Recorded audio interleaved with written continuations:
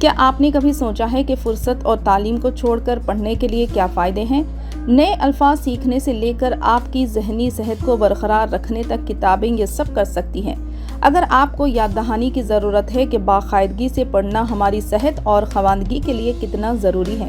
پڑھتے وقت ہمیں مختلف کرداروں اور ترتیبات کو یاد رکھنا پڑتا ہے جو کسی کی دی گئی کہانی سے تعلق رکھتے ہیں، یہاں تک کہ اگر آپ کو ایک ہی نشست میں کتاب پڑھنے میں مزہ آتا ہے تب بھی آپ کو کتاب پڑھنے میں لگنے والے تمام وقت کی تفصیلات کو یاد رکھنا ہوگا۔ لہٰذا پڑھنا آپ کے دماغ کے لیے ایک ورزش ہے جو یادداشت کے افعال کو بہتر بناتا ہے۔ کیا آپ جانتے ہیں کہ زیادہ تر مقبول ٹی وی شوز اور فلمیں کتابوں پر مبنی ہوتی ہیں؟ تو کیوں نہ اپنے آپ کو پڑھنے میں غرق کر کے تفریح کی اصل شکل میں شامل ہوں۔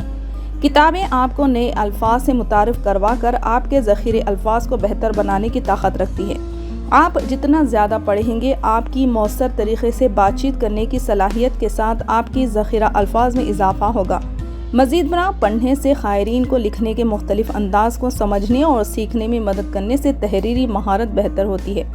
سونے کے وقت کا معمول بنا کر جس میں پڑھنا بھی شامل ہے، آپ اپنے جسم کو یہ اشارہ دے سکتے ہیں کہ سونے کا وقت ہو گیا ہے۔ اب پہلے سے کہیں زیادہ ہم دن بھر گزرنے کے لیے بڑے ہوئے اسکرین ٹائم پر انحصار کرتے ہیں، لہٰذا اپنے فون کو ایک طرف رکھ کر اور کتاب اٹھا کر آپ اپنے دماغ کو بتا رہے ہیں کہ اب خاموش ہونے کا وقت آ گیا ہے۔ مزید برآں، چونکہ پڑھنے سے آپ کو تناؤ کو دور کرنے میں مدد ملتی ہے، لہٰذا سونے سے پہلے ایسا کرنے سے آپ کے دماغ اور اضطراب کو پرسکون کرنے اور نیند کے معیار کو بہتر بنانے میں مدد ملتی ہے۔ کتابیں ہمیشہ تفریحی اور دلچسپ حقائق سے بھری ہوتی ہیں، چاہے آپ افسانہ پڑھیں یا غیر افسانہ۔ کتابیں ہمیں ایسی معلومات فراہم کرنے کی اہلیت رکھتی ہے جو ہمیں بصورت دیگر معلوم نہیں ہوتی۔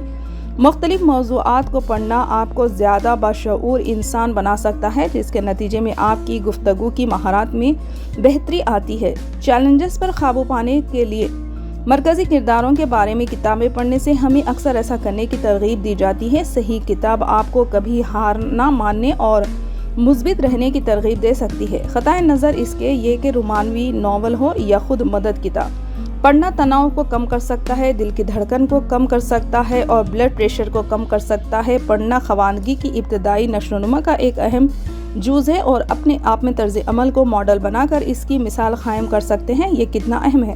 بچے اپنے ارد گرد کے بڑوں کی نقل کرنے میں بہترین ہوتے ہیں، جس کا مطلب ہے کہ اگر آپ باقاعدگی سے پڑھنے کے لیے کچھ میرا وقت نکالتے ہیں تو آپ کے بچے بھی ایسا کرنا سیکھیں گے۔ کتابیں ہمیں اپنی زندگی سے باہر کی حقیقتوں کا تجربہ کرنے دیتی ہے۔ وہ ہمیں اکثر راوی کے جوتے میں ڈال کر دوسروں سے تعلق رکھنا سکھاتی ہے۔ اس سادہ ٹیکنیک کو ہمدردی کہا جاتا ہے۔ ہمدردی کی تعریف کسی دوسرے کے جذبات کو سمجھنے اور شیئر کرنے کی صلاحیت کے طور پر کی جاتی ہے۔ پڑھنا ہمارے نقطہ نظر سے باہر کے خیالات اور منظرناموں کے ساتھ ہمیں مسلسل پیش کر کے ہمدردی پیدا کرتا ہے۔ اسی طرح کی مزید جانکاری کے لیے ہم سے جڑے رہیے۔ ہمارے یوٹیوب، فیس بک اور انسٹاگرام پیج کو ضرور فالو کریں۔ جنتا رپورٹر، عام جنتا کی آواز۔